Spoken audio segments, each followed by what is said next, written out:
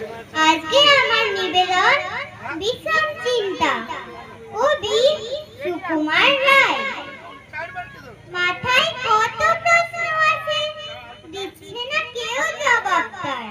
সবাই বলে মিথ্যে, বাজে, বকিস আর, খবরদার।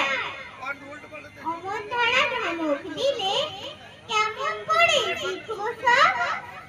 বলবে সবাই ছেলে, বলবে আমায় গোবর্ধন।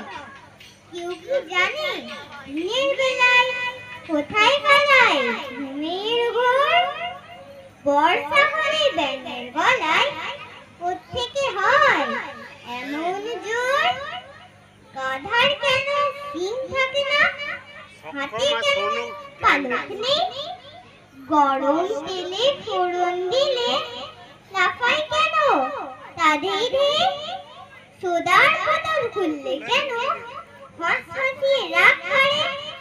কেমন করে রাখবে কি মাথায় যাদের টাক পড়ে?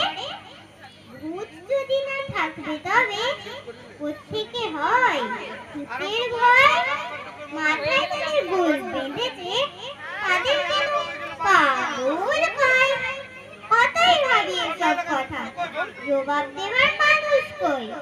বয়স হলে কিতাব খুলে জানতে পাবো সমস্তই। ধন্যবাদ।